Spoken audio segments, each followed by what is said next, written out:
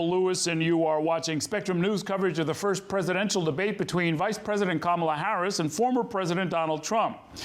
It is 10:45 on the East Coast, 7:45 on the West Coast, and the two candidates just squared off in their first and possibly only presidential debate before Election Day. We're just 8 weeks out, 8 weeks exactly from tonight, as a matter of fact, until November 5th. The vice presidential candidates, J.D. Vance and Minnesota Governor Tim Walz, will meet for a debate in 3 weeks, and we'll be bringing that to you as well. Taylor Popolars covers the Trump campaign for Spectrum News, and Cassie Semien covers the Harris campaign. Let me start with you, Cassie. Any quick responses from the Harris team about tonight's debate? Yeah, they're feeling very good about tonight's debate. I did speak to one senior Democratic official. He categorized the night as, Trump being unhinged and angry. She is calm, cool, and collected, clearly the winner of tonight's debate. I also spoke with a Democratic member of Congress, obviously someone who supports Kamala Harris and her presidency, or her candidacy for presidency, I should say. And they told me that they were amazed by her experience, or her performance tonight, saying they were proud of her demeanor on stage, her knowledge and resistance to go to the gutter with Trump. I'm not even mad. They gave him more time to talk. I think he showed his incompetence as a human being, they said. So a lot of strong marks in reaction. Obviously, the Harris campaign didn't really lay out expectations. They were pretty low to begin with, considering how poor the performance was of President Biden back in June. But she really came out strong. She was focused on message. She kept to the 2 minutes to answer her questions. And so it was really interesting to see how they're going to respond in the immediate aftermath. But so far, the messaging really happy from the Harris campaign that they feel they did well, especially with those independent voters. We're starting to get some of those dial numbers from the campaign. They seem to be pretty impressed with what they're getting since they're sharing it so quickly with us, saying independent voters were very impressed with Harris's remarks on abortion as well as January 6th. Okay, thanks very much for that, Cassie. And now Taylor Popolars, what is the Trump team saying about how their candidate did tonight? So obviously the campaign feels that the former president did well. They actually sent out a statement declaring victory about 15 minutes before the debate was even over. The first line of it said, President Trump delivered a masterful debate performance tonight, prosecuting Kamala Harris's abysmal record of failure that has hurt Americans for the last 4 years. So Team Trump, unsurprisingly, feeling proud and confident of this performance. But as Cassie was speaking with Democrats in Congress, I was texting with a Republican in Congress who is a supporter of Donald Trump. About 2/3 of the way through the debate, they told me this when I checked in and said, hey, how do you think it's going? This Republican said, quote, this could be going a lot better. Poor performance so far for our side, disappointing. So I think it's an acknowledgement there that even people who are supportive of Trump were unsure about how this debate would go against Vice President Kamala Harris because Trump had felt so comfortable running against President Joe Biden, going after his age and his acuity, and had spent well over a year plotting a campaign and a strategy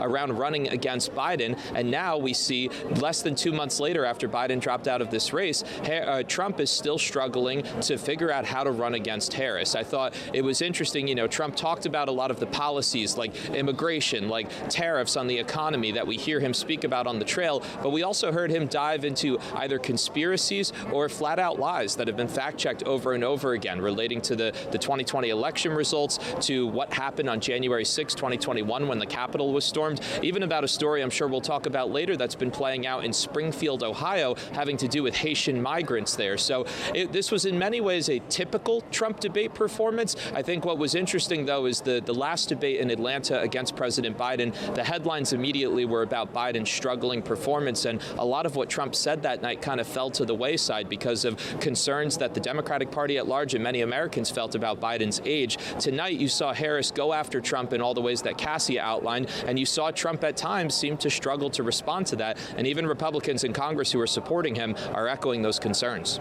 So now, Taylor, set the scene for us a little bit. We see that big spin alley behind you. There are lots and lots of news organizations that are there along with Spectrum. What kind of people have been brought in to try and, I guess, spin you folks or give you some perspective on all of this?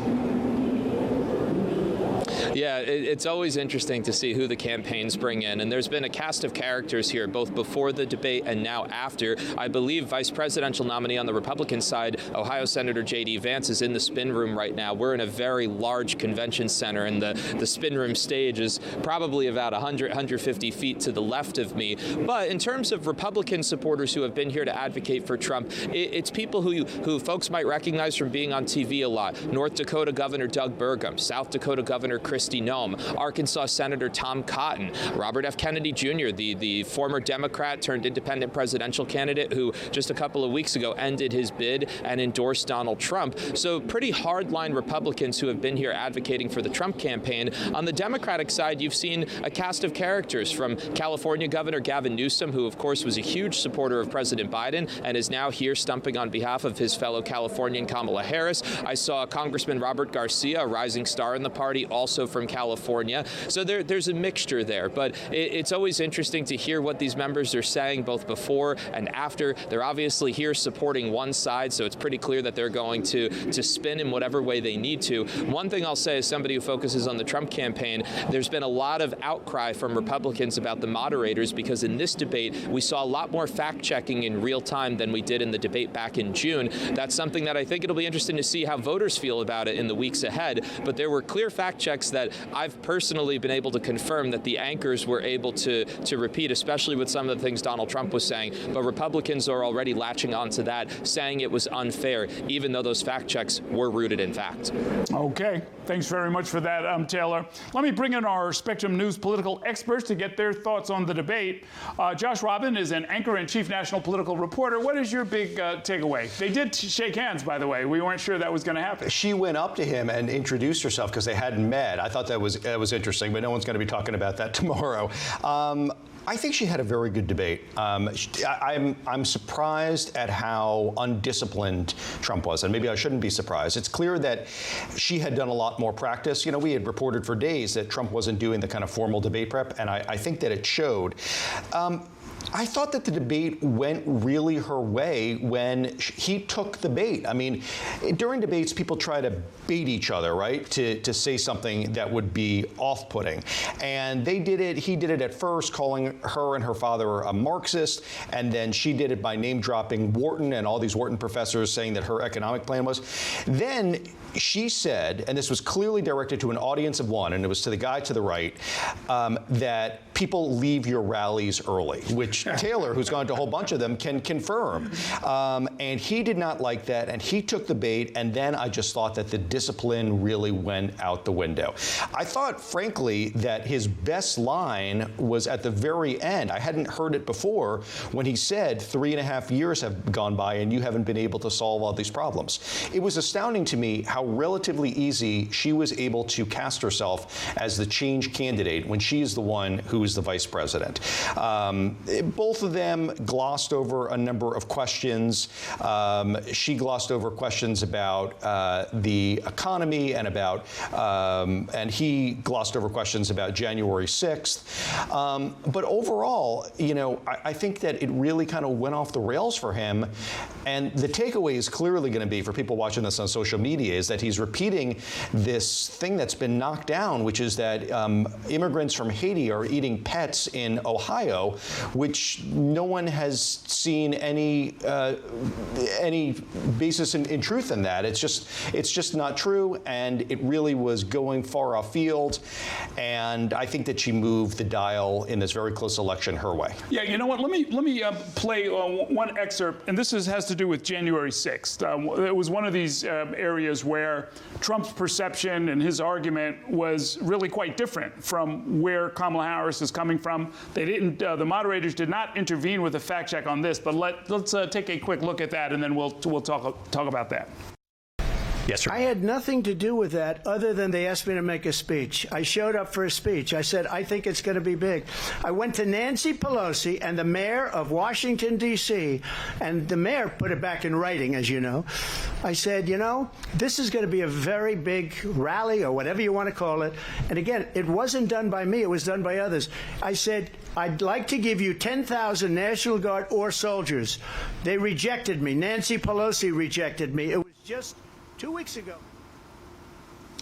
All right, so he had a lot to do with January 6th because the people were there because he kept on telling them that the election was stolen from them, which wasn't true because he was losing repeatedly in court.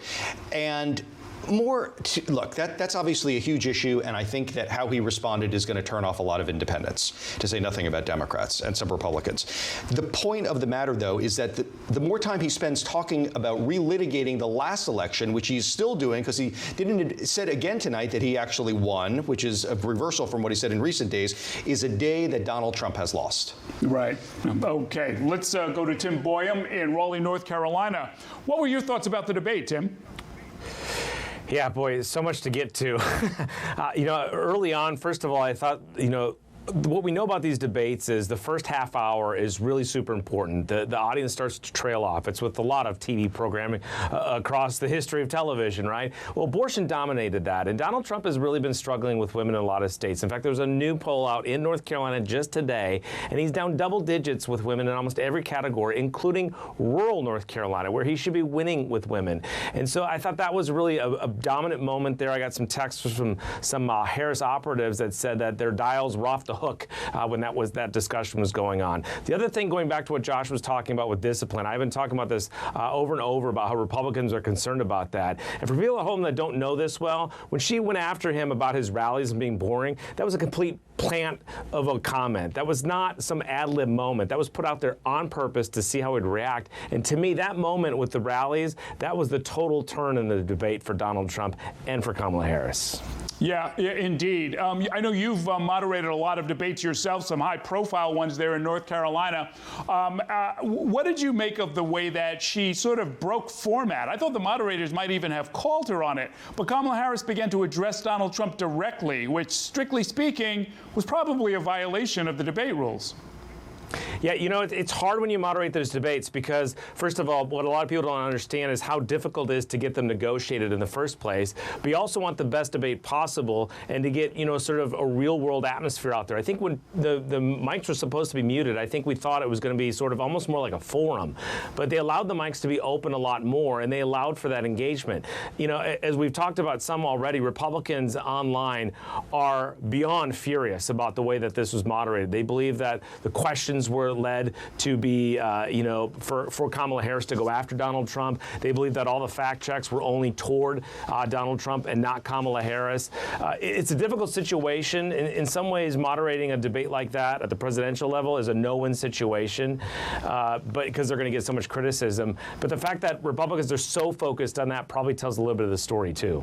Okay. Let's go out to California, where our Alex Cohen is standing by. Your thoughts about the debate, Alex? I thought it was so interesting, Errol, comparing this with the last time we saw Donald Trump debating a female candidate. I think back to, his over 6-foot-tall figure looming behind Hillary Clinton. And I'm guessing that a lot of folks in Kamala Harris's team really thought about, okay, what might be the verbal equivalent, because they were just 6 feet apart side by side. How could she make sure that he doesn't quite go after her in that sense? And I think that they planned remarkably well. I think bringing up the size of his rallies, which we should also note, throughout the city of Philadelphia, there were actually big posters and billboards comparing using a pretzel the size of Kamala Harris's crowds versus Donald Trump's. They know exactly how to hit a nerve with the former president. I think that's exactly what Kamala Harris did tonight. I think Donald Trump really struggled to recover from the multiple blows to his ego. I think what will be interesting to watch in the fallout from these events, as we've talked about before with conventions and debates, is how will this play on various media channels starting tonight and going into tomorrow. And I think what we'll hear from the former president's team is that he was debating 3 people, both Kamala Harris and these 2 moderators, and I think a lot of his supporters will agree with that. Let's I want to play something, Alex, and get your reaction. Kamala Harris clearly was waiting for this, but when the issue of abortion came up, she went on kind of an extended riff of what it means to have Roe versus Wade overturned, and what she plans to do. Listen to that, and then I'd love to get your reaction. Pregnant women who want to carry a pregnancy to term, suffering from a miscarriage, being denied care in an emergency room because the healthcare providers are afraid they might go to jail, and she's bleeding out in a car in the parking lot. She didn't want that. Her husband didn't want that. A 12 or 13-year-old survivor of incest being forced to carry a pregnancy to term. They don't want that. That was no surprise to you. This is something that she said a lot on the campaign trail, but she really brought it quite forcefully tonight. Yes, and she mentioned that during the debate this evening about how at a very young age, hearing about a close friend who was being molested within her own family, that really is what sparked her career pursuing justice. Another really smart move, I think, by the vice president tonight was, we talk about abortion and Roe versus Wade and reproductive rights as these big nationwide issues, and yet, in the end, it is a very personal and private, in many senses, stories. And I think even Kamala Harris's use of the word she, really making this about individual circumstances, and anyone who's been in that kind of position knows how deeply painful and difficult these choices can be. I think it really drove home an issue. I think it's interesting to note a member of the Harris team shared tonight on social media that of those giving to the Harris-Walz campaign in that first hour, 71% were women. Very interesting. Okay, let's go to St. Petersburg, Florida, where our Holly Gregory is standing by. What were your takeaways from the debate, Holly? I think that Trump should have focused much more on the economy. I think, of course, when abortion comes up and January 6th, those are topics he's not strong on. There was a lot of time spent on those. Every moment he had, he should have tried to pivot right back to the economy and hit her on inflation. But there are things that he just simply didn't go into that I think he should have really held her to account for. Could have brought up how low inflation was, under 2% when they inherited it. He could have brought up her casting, the vote for the Inflation Reduction Act, which Republicans call the Inflation Explosion Act. He should have really stuck to kitchen table issues, even if those weren't the questions that were coming his way. He should have pivoted every time back to the economy and reminded people what life was like 4 years under him economically, and that they had more money in their pockets, because voters have consistently said that. But he really didn't do that. He also could have gone after her, call for going after price gougers. That was something that was sort of widely panned by most economists, as grocery stores operate on a 1 or 2% margin. He didn't go after that. He didn't go after her plan to give $25,000 to first-time home buyers, which might only add $25,000 to the price of a home. I think he kind of missed on holding her feet to the fire on an economic plan, because that is his biggest strength. I will say that when you have Trump world and Trump supporters really railing against the moderators, saying this was 3 versus 1, certainly entitled to their opinions on that, and they have their reasons behind it.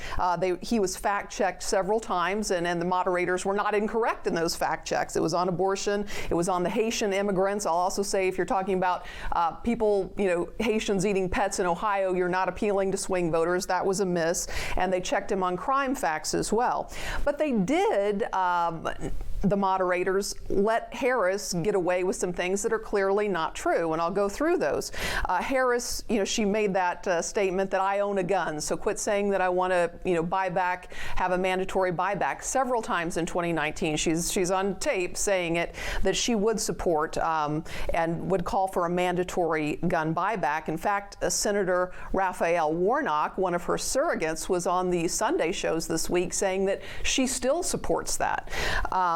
Also, the fine people, the Charlottesville thing that you've heard Biden talk about many times. Trump did not say that. He did not say that Nazis are fine people. He condemned those Nazis that were marching in Charlottesville, and what he was talking about fine people was the debate on historical monuments, whether they should stay or go. He said there are fine people on both sides of that debate, and he went on to condemn the people who are marching with those tiki torches. Also, bloodbath. She said, you've said that if you lose, there's going to be a bloodbath. He was referring to electric vehicles and the market for vehicles. He was not saying that there would be a bloodbath if he doesn't get elected.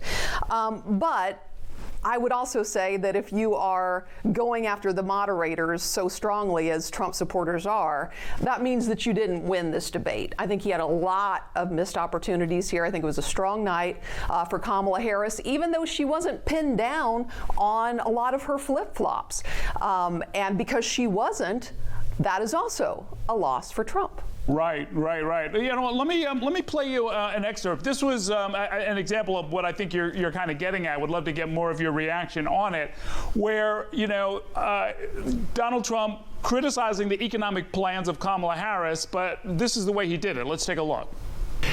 She doesn't have a plan. She copied Biden's plan, and it's like 4 sentences, like run, spot, run. 4 sentences that are just, oh, we'll try and lower taxes. She doesn't have a plan. Take a look at her plan. She doesn't have a plan.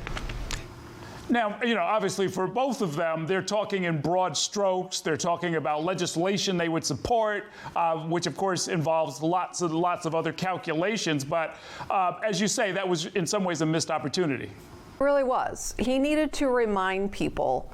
He needed to ask the question, are you better off now than you were under me 4 years ago? And I think most people look at their pocketbooks, they look at their bottom lines, they look at the cumulative effect of inflation.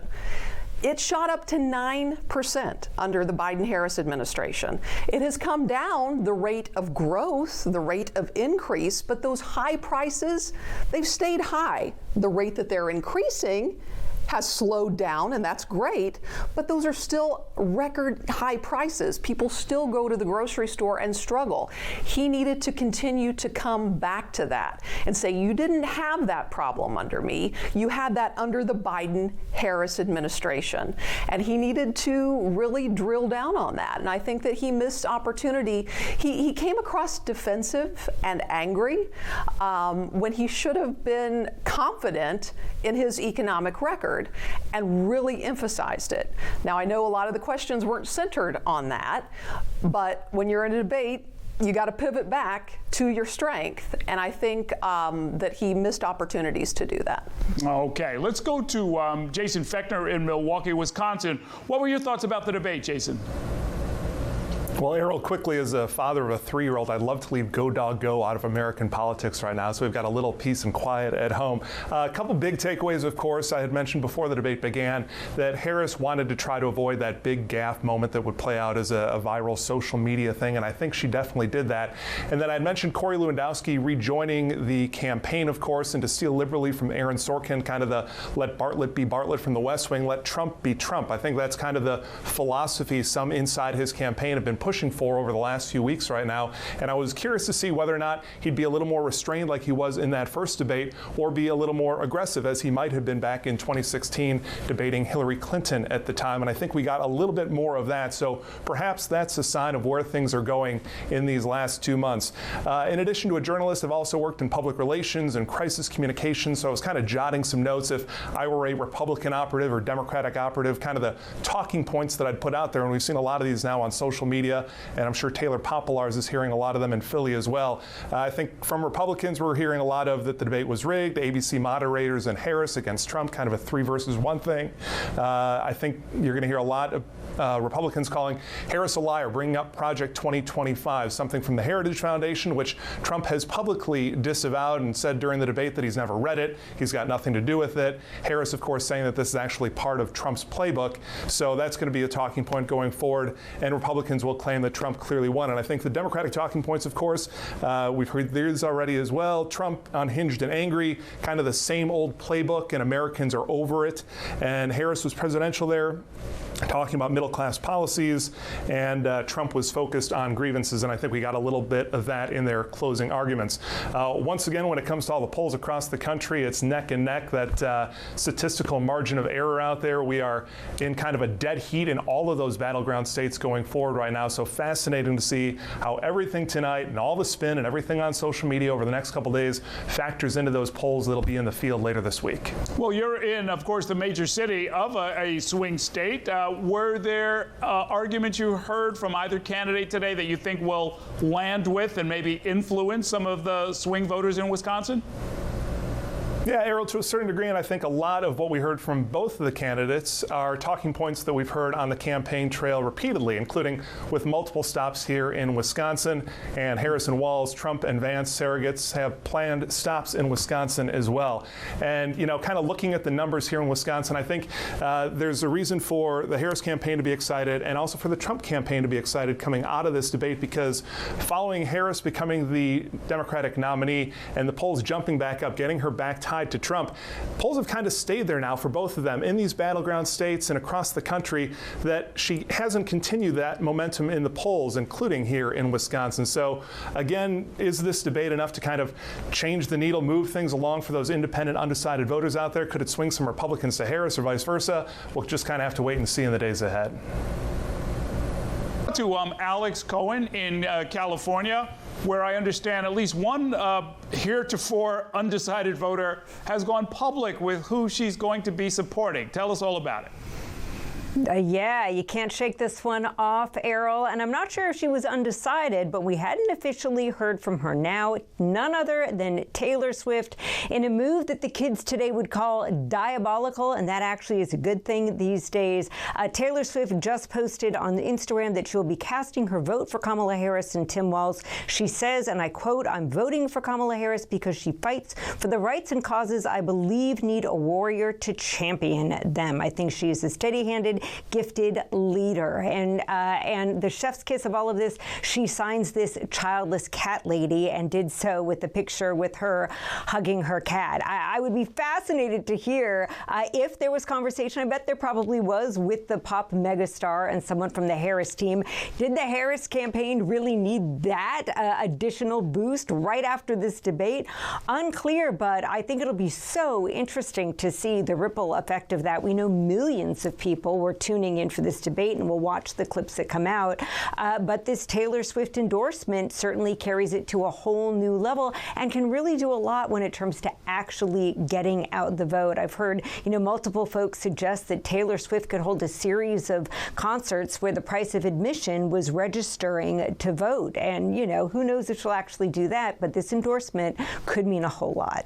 Well, there were some hard metrics on some of that, right? I mean, I believe she put out some kind of a call for people to register, and numbers actually moved, right? That's absolutely right. That's what we saw in 2020. And we've already seen, I should note, Errol, really significant uptick in voter registration, especially amongst younger people, since Biden stepped aside from this race and Kamala Harris became the nominee. And of course, in an election that is so very close, the turnout, especially of younger voters, could matter a great deal. Now, that is not to say that all of those younger voters will necessarily align with Kamala Harris, but something like this can really help reach those who maybe don't feel like they really knew Kamala Harris all that well, or still in that category of like, I'm not even sure if either one of these candidates speaks for me. I mean, I've heard a lot of undecided voters who are just so turned off by politics altogether, and something like this from an outsider from the world of pop culture, that might be an endorsement that makes a difference to some. Okay. I want to go to Taylor Popolars, who's there in Philadelphia. Now, Taylor, you've been doing some fact-checking and chasing down the whole question about what some of our viewers must have been wondering about. What is this about accusations that pets are being eaten somewhere in the Midwest? Why do the moderators step in to fact-check that?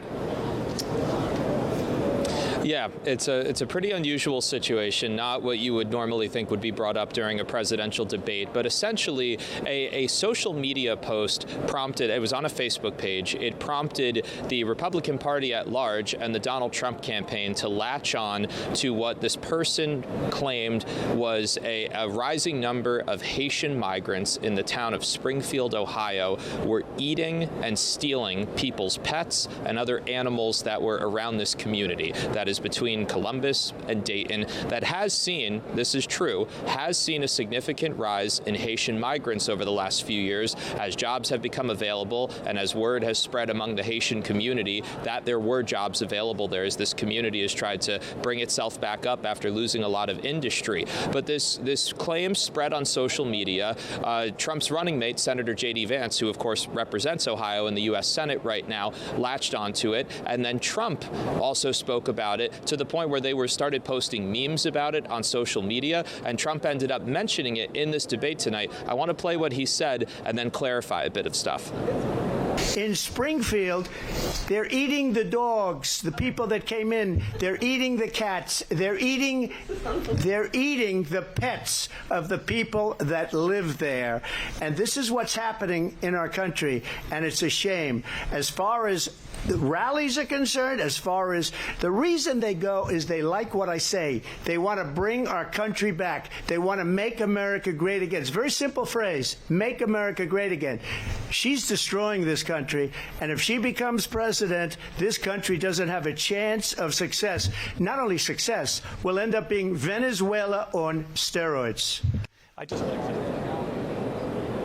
So there was a lot there, Errol, but just to fact check a few things. Multiple outlets, including Spectrum News, which has a big presence in Ohio and is sending a crew to this community this week, have been able to confirm via the city manager, via the police department, that there is no evidence to support the claim that was originally made in this Facebook post. And even when Trump was presented with that by the moderators this evening, he doubled down on it and continued to insist the claim was right. The Trump campaign also sent out a release during the debate from an online publication that cited a police report that was filed a couple of weeks ago in Springfield, where somebody called in and said they saw 4 people they believed were Haitian migrants, each holding a goose. Yeah, the animal, the goose.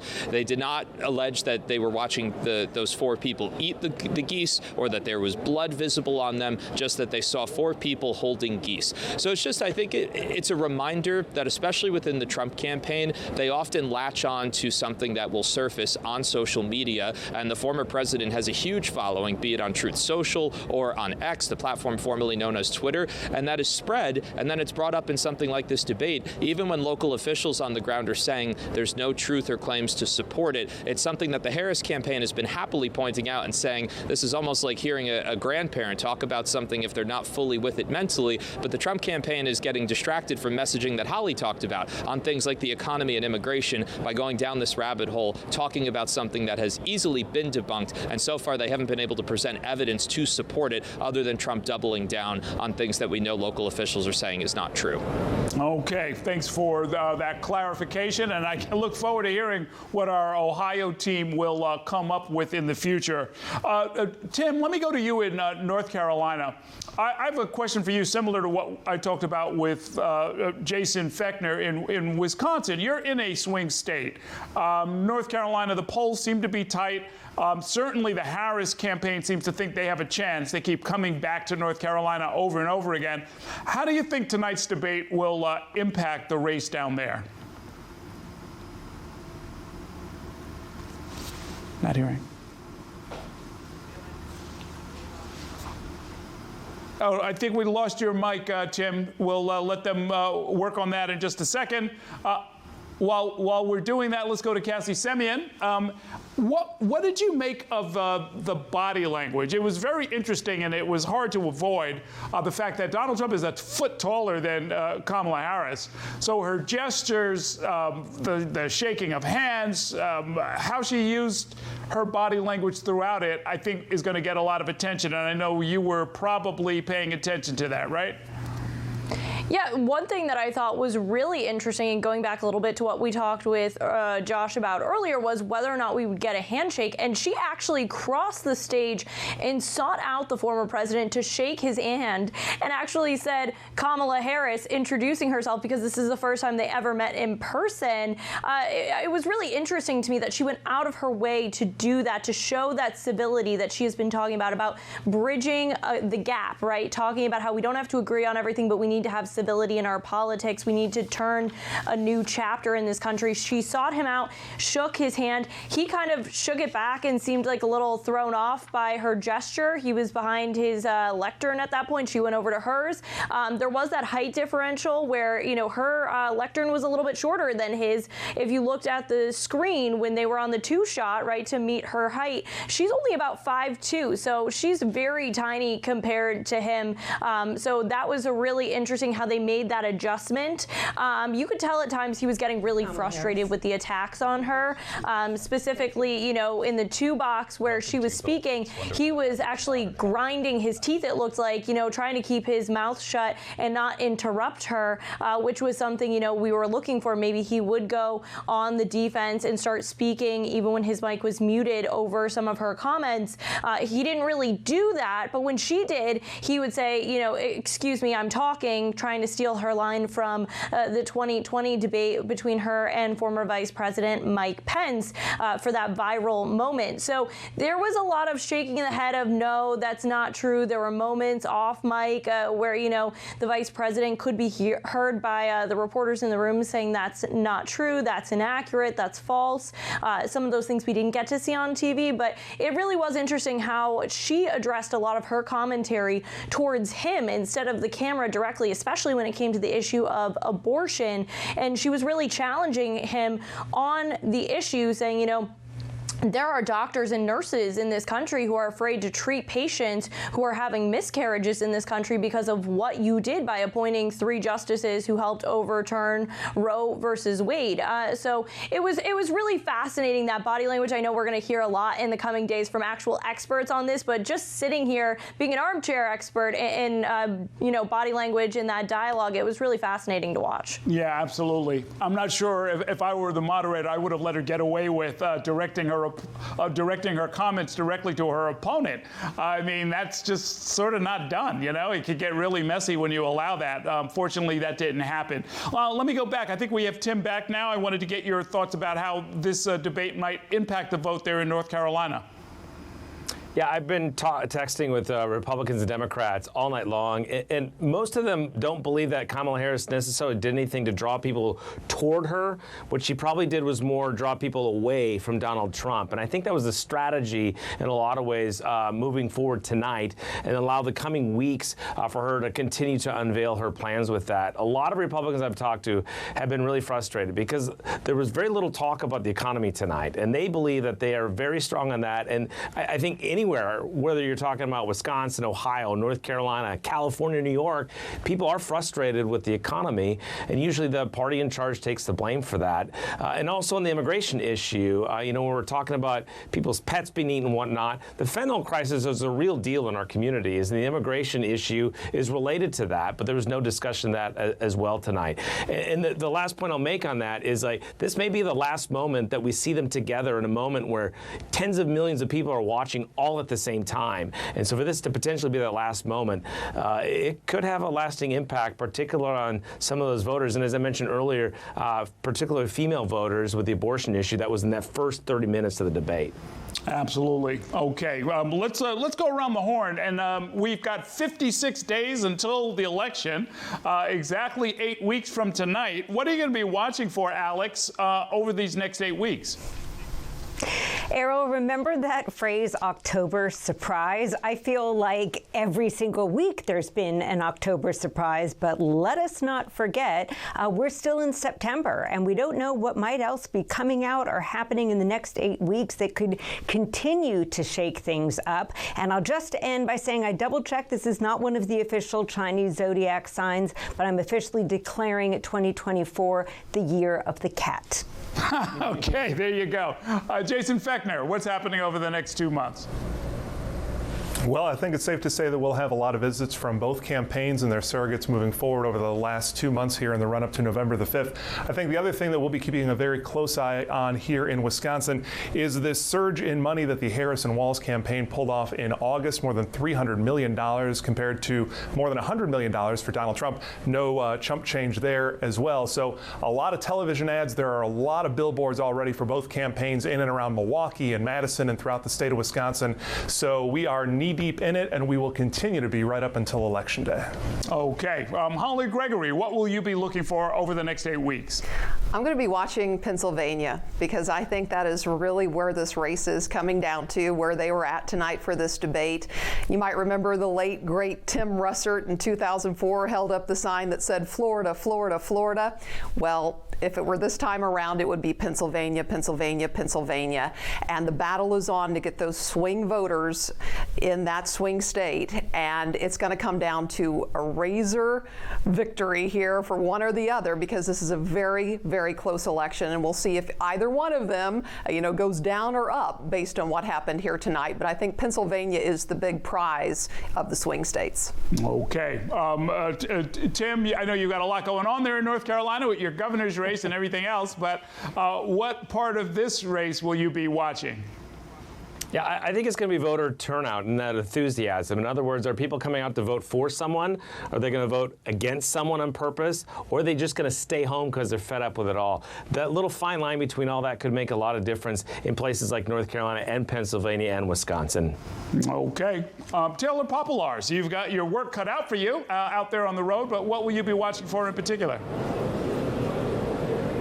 You know, Errol, this Taylor Swift endorsement that just came down, she, as was pointed out by Alex, she notably signed it childless cat lady. That is a phrase that has become kind of a commonality of this campaign, and it's all because Ohio Senator J.D. Vance said it a couple of years ago, and the Kamala Harris campaign resurfaced it on social media, and it went viral. Trump and Vance desperately need women voters, especially in the 7 key swing states, if they want to win in November. They've been struggling to figure out how to win back female voters who maybe supported Trump in 2016, then stepped away from him in 2020. And comments like this that are then amplified by somebody like Taylor Swift does not help the Trump team. We talk a lot about undecided voters. I spoke with many in Michigan just a couple of weeks ago. It's small moments like this, especially that tie in with pop culture, that could impact the people not following the day-to-day and who will end up being motivated or dissuaded by 1 or 2 particular moments or instances. And I think this is the latest example of the Trump team struggling to kind of reach out to the voters that they desperately need in order to win. Okay. Josh Robin, what are you going to be looking for over the next? I'm going to be looking for the lower races, the races that Tim and I talk about in North Carolina. There's a governor's race there and a Senate race in Arizona. Those 2 candidates, the Republicans, are not doing so well in the polls. Might they have an effect at the top of the ticket? Additionally, money that Harris might be sending to help prop up these candidates on the lower part of the ballot, and maybe that will have an effect. Thank you for watching our YouTube channel. Let Spectrum News be your resource for balanced, in-depth political coverage, and click the subscribe button right here. You can also download our app or watch us on TV to learn more about the candidates, where they stand on the issues, and more. We'll see you then.